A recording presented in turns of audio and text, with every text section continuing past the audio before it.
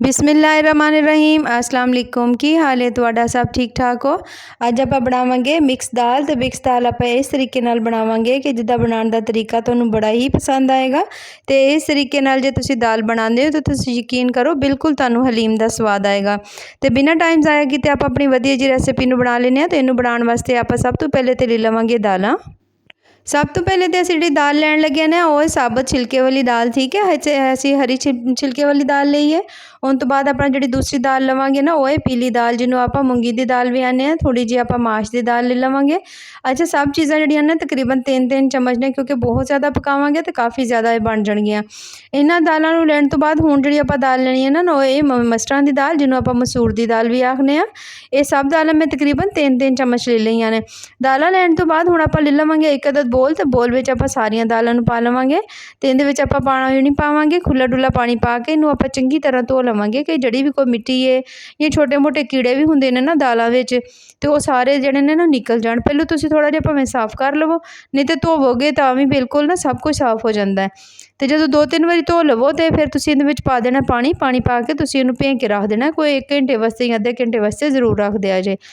तो 1 घंटे बाद तकरीबन इत्थे देख सकते हो पानी मैं रख दिता इत्थे उबलण वास्ते।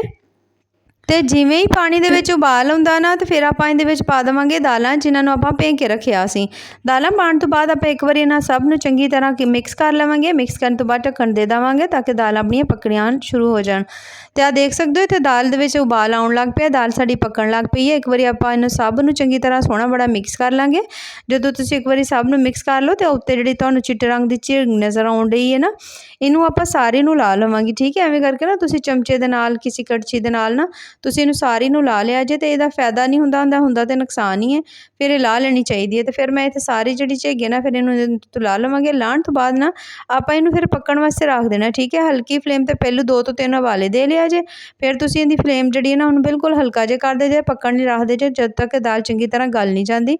तुहाडा दिल करे तो भावें इन्हां नूं कुकर 'च भी गाल सकदे हो, ठीक है। 15 ਤੋਂ 20 मिंटां विच दालां जिहड़ियां ना बड़ियां सोहणियां गल जांदियां ने। तो तकरीबन 15 ਤੋਂ 20 मिनट होए सी ते दाल माशाअल्लाह बड़ी सोहनी साडी गल गई है, पर दाल जिहड़ी है ना मिक्स नहीं हुई है, ठीक है। अलग अलग तुहानूं दाल दा दाना जिहड़ा ना नज़र आउण डिया है।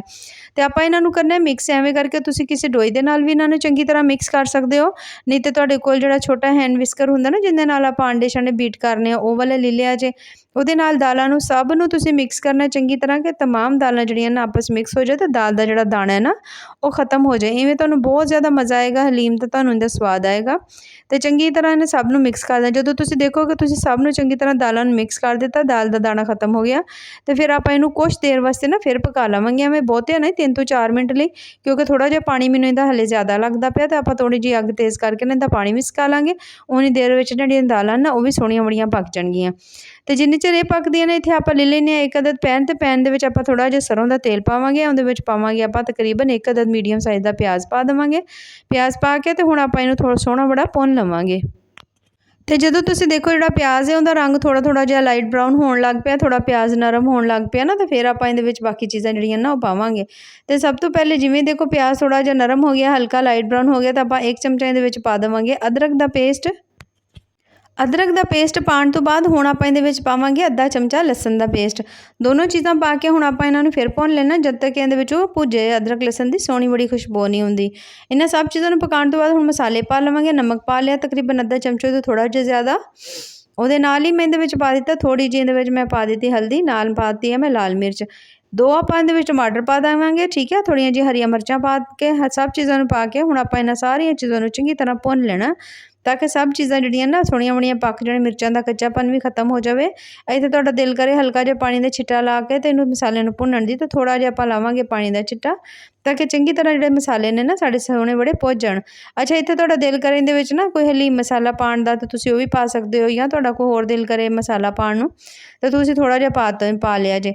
ते मैं इत्थे अद्धा चमचा जिहड़ा ना हलीम मसाला पाया। उन तो बाद मैं इहदे विच थोड़े ਜਿਹੇ कलौंजी दे दाणे पाते ने, थोड़ियां जिहियां साबत लाल मिर्चां जिहड़ियां हुंदियां ना छोटियां वालियां ਉਹ पा दित्तियां ने। पा के सोहਣਾ बड़ा एक वारी फिर भुन लवांगे। ਜਦੋਂ ਤੁਸੀਂ देखो सब चीज़ां ਨੂੰ ਤੁਸੀਂ ਚੰਗੀ ਤਰ੍ਹਾਂ ਭੁਨਾਈ ਕਰ ਲਈ ਹੈ ਨਾ, ਤੇ ਹੁਣ ਆਪਾਂ ਇਹਦੇ ਵਿੱਚ ਪਾਵਾਂਗੇ ਦਾਲ ਜਿਹੜੀ ਆਪਾਂ ਚੰਗੀ ਤਰ੍ਹਾਂ ਰੱਖੀ ਸੀ ਨਾ ਪਕਾ ਕੇ, ਉਹਨੂੰ ਆਪਾਂ ਹੁਣ ਇਹਦੇ ਵਿੱਚ ਪਾ ਦਾਂਗੇ। ਤੇ ਦਾਲ ਸਾਰੀ ਪਾਉਣ ਤੋਂ ਬਾਅਦ ਚੰਗੀ ਤਰ੍ਹਾਂ ਇੱਕ ਵਾਰੀ ਇਹਨੂੰ ਮਿਕਸ ਕਰ ਲਵਾਂਗੇ। ਆ ਦੇਖ ਸਕਦੇ ਹੋ। ਅੱਛਾ, ਜੇ ਤੁਹਾਨੂੰ ਦਾਲ ਪਤਲੀ ਖਾਣੀ ਪਸੰਦ ਹੋਏ ਤਾਂ ਤੁਸੀਂ ਥੋੜ੍ਹੀ ਇਹਨੂੰ ਪਤਲੀ ਕਰ ਲਿਓ। ਜੇ ਤੁਹਾਨੂੰ ਗਾੜੀ ਥੋੜ੍ਹੀ ਦਾਲ ਖਾਣੀ ਪਸੰਦ ਹੋਏ ਨਾ ਤਾਂ ਥੋੜ੍ਹੀ ਜਿਹੀ ਗਾੜੀ ਕਰ ਲਿਆ ਕਰੋ। ਤੇ ਬੜੀ ਸੋਹਣੀ ਜਿਹੀ ਮਾਸ਼ਾਅੱਲਾ ਐਵੇਂ ਦਾਲ ਬਣ ਕੇ ਤਿਆਰ ਹੁੰਦੀ। ਤੇ ਇਹਨੂੰ ਕੁਛ ਦੇਰ ਵਾਸਤੇ ਆਪਾਂ ਪਕਾ ਲਵਾਂਗੇ ਕਿ ਤੜਕੇ ਵਿੱਚ ਵੀ ਦਾਲ ਥੋੜ੍ਹੀ ਜਿਹੀ ਬਣ ਜਾਵੇ। ਤੇ ਜਦੋਂ ਤੁਸੀਂ ਦੇਖੋਗੇ ਇਹਨੇ ਚੰਗੀ ਤਰ੍ਹਾਂ ਪੱਕਣ ਲੱਗ ਪਈ ਆ, 2 ਤੋਂ 4 ਉਬਾਲੇ ਆ ਗਏ ਇਹਦੇ ਵਿੱਚ। ਤੇ ਫਿਰ ਆਪਾਂ ਇਹਦੇ ਵਿੱਚ ਪਾਵਾਂਗੇ ਬਿਲਕੁਲ ਥੋੜ੍ਹਾ ਜਿਹਾ ਗਰਮ ਮਸਾਲਾ ਤੇ ਉਹਦੇ ਨਾਲ ਹੀ ਆਪਾਂ ਇਹਦੇ ਵਿੱਚ ਪਾ ਦੇਵਾਂਗੇ ਥੋੜ੍ਹਾ ਜਿਹਾ ਹਰਾ ਧਨੀਆ।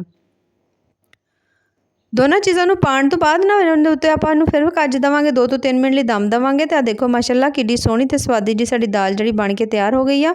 ਇਹਨੂੰ ਹਲਕਾ ਜਿਹਾ ਇੱਕ ਵਾਰੀ ਆਪਾਂ ਇਹਨੂੰ ਮਿਕਸ ਕਰ ਲਾਂਗੇ। ਮਿਕਸ ਕਰਕੇ ਤੇ ਆਪਾਂ ਇਹਨੂੰ ਪਾਵਾਂਗੇ ਕਿਸੇ ਵੀ ਬੋਲ ਦੇ ਵਿੱਚ। ਤੇ ਇੱਥੇ ਤੁਸੀਂ ਦੇਖ ਸਕਦੇ ਹੋ ਮਾਸ਼ਾਅੱਲਾ ਕਿੰਨੀ ਸੋਹਣੀ ਤੇ ਮਜ਼ੇਦਾਰ ਜੀ ਸਾਡੀ ਜਿਹੜੀ ਮਿਕਸ ਦਾਲ ਬਣ ਕੇ ਤਿਆਰ ਹੋਈ ਆ। ਬਹੁਤ ਜ਼ਿਆਦਾ ਟੇਸਟੀ ਤੇ ਬੜੀ ਜ਼ਬਰਦਸਤ ਬਣੀ ਆ। ਤੇ ਜੇ ਤੁਹਾਡਾ ਦਿਲ ਕਰੇ ਇਹਦੇ ਨਾਲ ਰੋਟੀ ਹੈ, ਪਰਾਠਾ ਹੈ, ਚਾਵਲ ਹੈ, ਤੁਸੀਂ ਇਹਨੂੰ ਕਿਸੇ ਚੀਜ਼ ਨਾਲ ਵੀ ਖਾਂਦੇ ਹੋ ਨਾ ਤੁਹਾਨੂੰ ਇਹਦਾ ਬੜਾ ਹੀ ਸਵਾਦ ਆਏਗਾ। ਤੇ ਜੇ ਤੁਹਾਨੂੰ ਸਾਡੀ ਅੱਜ ਦੀ ਰੈਸਪੀ ਪਸੰਦ ਆਏ ਨਾ ਤਾਂ ਤੁਸੀਂ ਸਾਡੇ ਚੈਨਲ ਨੂੰ ਜ਼ਰੂਰ ਲਾਈਕ ਵੀ ਕਰਿਆ ਕਰੋ, ਸਬਸਕ੍ਰਾਈਬ ਵੀ ਕਰਿਆ ਕਰੋ। ਬਾਕੀ ਅੱਲਾਹ ਪਾਕ ਤੁਹਾਨੂੰ ਸਭ ਨੂੰ ਖੁਸ਼ ਰੱਖੇ, ਆਬਾਦ ਰੱਖੇ, ਦੁਆਵਾਂ ਯਾਦ ਰੱਖੇ। ਅਜੇ ਅੱਲਾਹ ਹਾਫਿਜ਼।